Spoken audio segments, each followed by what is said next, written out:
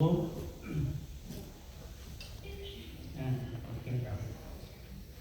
Rome có phan tròn phe có hiện sinh ngoài Kehendak Yorlah manawai ngôi bư Yor lại sắt bư bằng dia Randu bư chi Yor nào tây bằng do con tăng Nam chinh lại sắt tầm pian mà lại sắt tây hè chi đi bằng tầm mao chi nào tây tầm lại sắt tầm quần cây mà nào xong bư nào vậy ngăn chi tầm hè phù mô han tinh năm ngày sắt gà lá tinh năm ra đủ ra quay quay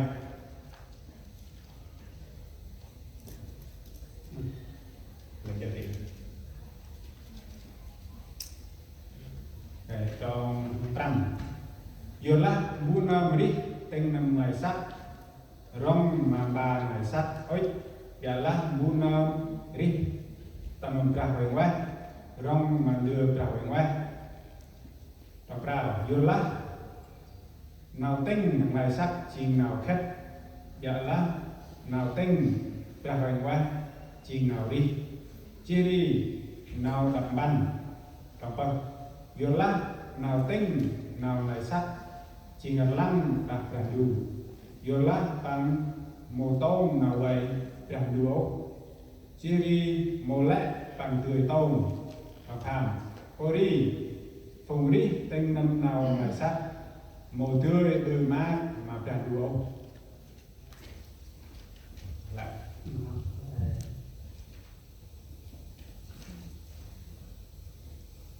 trong sân cái trong sân bây giờ là trong sân khi mà khăn may tờ lá ra hoành quá tràn đu cũ ngân tầm khăn may mô đi tên năm bằng lại sát tốt bịa lá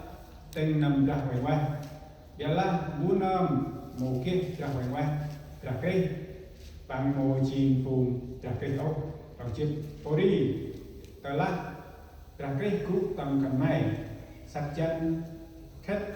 chỉ vô nào tây giờ là hoành đi vô nào xong trong trường ngoài chỉ đi đó là ra hoành quay nam họ bự đi chỉ ra Giêsu bự phùng khách cú tầm cần này nam họ đức đi chỉ Giêsu đi bự phùng khách mà đức đi sát chân lò khách cần mai lẽ mà ra hoành quay cú tầm cần này đó là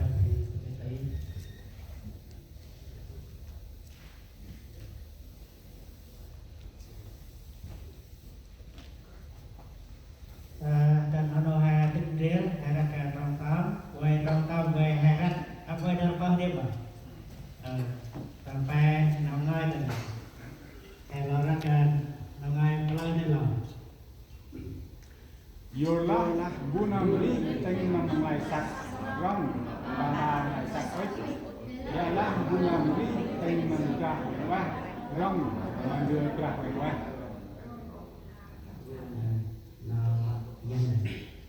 Thật thế những ai sống theo xác thịt thì chú tâm vào những việc thuộc xác thịt,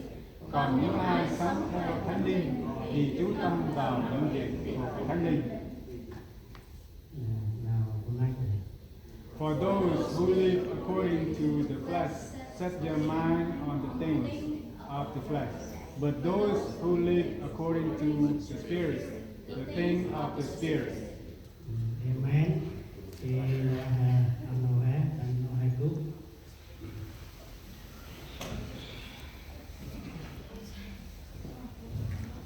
lo hai quý thì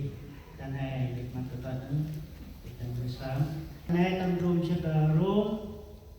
chỉ đàn hai sai kia nằm đây thì ball bằng quay giòn ball bằng quay giòn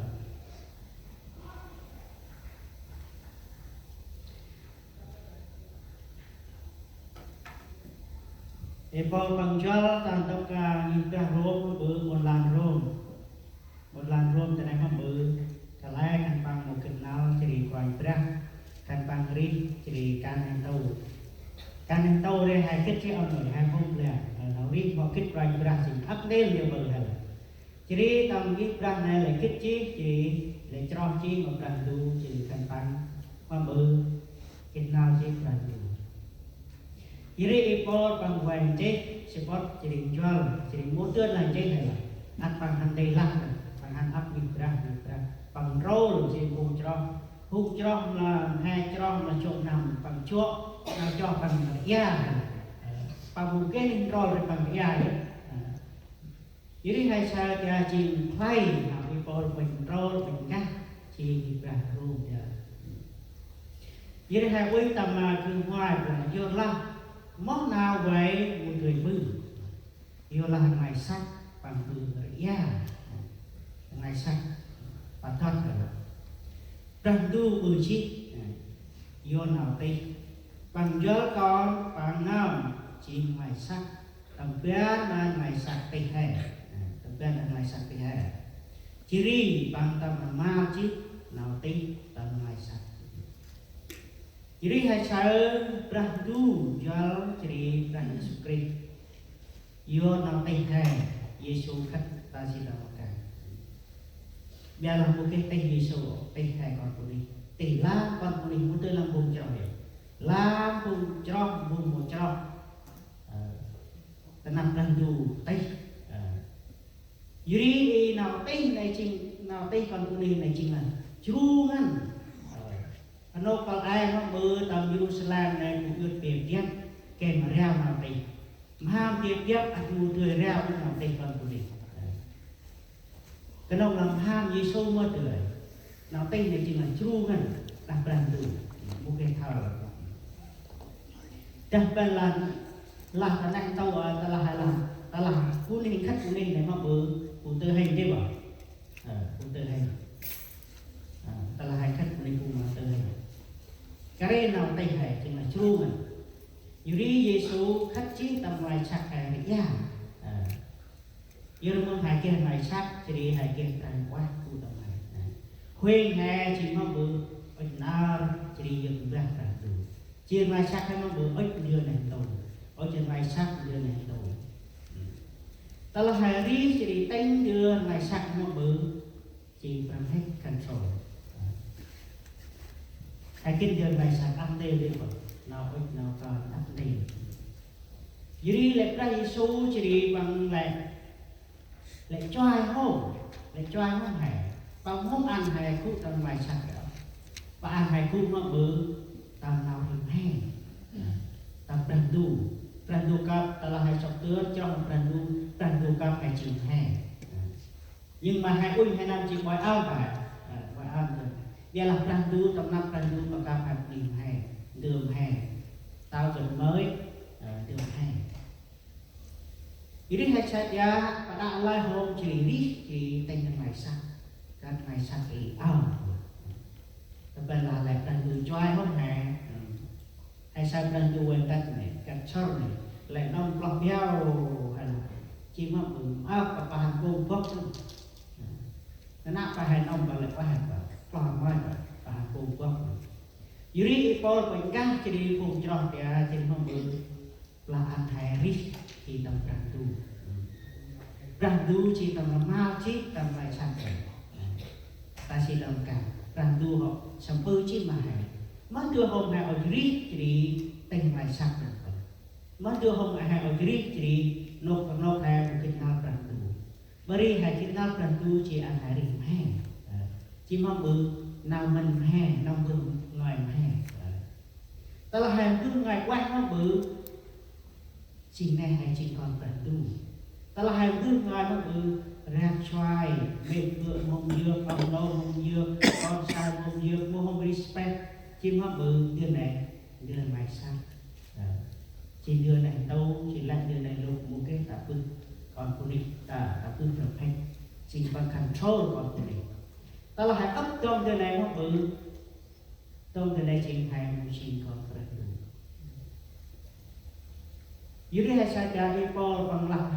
dan mà hùng trọc katanya an hari tam kroy ra đây ở Paul là Paul ta Jadi ăn hai cái mà cái nào toàn đủ ăn hai cái nào đình hai mà hai là nào đình hai tam coi ra hai vai chân nhìn ranh chỉ hai lại hai vai tam ra tam xoay chỉ hai lại nét chỉnh hai tam coi ra chỉnh hai toàn đủ cao chỉnh hai ta là hai cũng tam coi ra hai riêng coi họ bự là nét hai họ cái kiểu nào mình hai vai nào bự hai vai họ bự chỉ hai phải đi tầm vài sao họ cái đi có tầm rồi nếu như đi bỏ lỡ họ cái đi tầm rồi phải đi phải tinh đưa hai ơi hai họ kia có chỉ đi tinh đưa phải đưa dưới đây hai sao hai nghe nào đi con các tầm phụ cho này kem mà chắc chi tầm rồi ra nếu như đi bỏ lỡ các đi vậy tầm phụ cho dưới đây hai sao tầm nào dân thì bên này nào dân là Roma chương 8 câu 5 thật thế những ai sống theo xác thịt thì chủ tâm vào những việc thuộc xác thịt còn những ai sống theo thánh linh thì chủ tâm vào những việc thuộc thánh linh dưới đây hai sa cha hai kia ra tay kêu bảo nó đó là hai cái lý tình này chắc nó bữa hai bên rồi vì mà mai sắc ấp mông na hai đi cái làm cô ấy là bữa business cách làm một trong là họ nói vì họ nói vì căn bị for business của quốc này khăn bằng kinh làm đề đi thường họ từng kề bạc họ từng kề mà năm a từng kề là 100.000 năm ta không có kề 150.000 bằng luôn luôn là mình rồi vì để đi được bằng big man và mình rồi vì được thì họ cũng ốc nào lọ nào cả cũng họ từng ốc được business được bằng luôn luôn mình rồi vì để đi được đặc biệt là hai về chú hát đến đây hay luôn luôn mình rồi vì tầm chú hát đến đây hai về tầm ra tầm xoay nó cũng hay mình rồi vì tầm ra tầm xoay cấp sơ mi càng là cực trên chừng xoay đó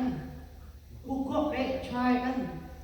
Việt Nam han tao tâm trí tâm kia xoay đi rồi là một cái lần người xoay đi xoay đồ được dưới đây hai trời cấp sơ càng công tây bây giờ bay na trên vùng trời chỉ dâm đọc tiền luôn được cứ quên chuyện bay na nó mất luôn bay đấy mai càng đấy phần tu tôi hay bằng ta công tây chỉ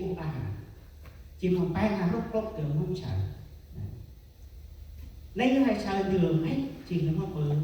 tầm bia đó hai đi tầm rồi ra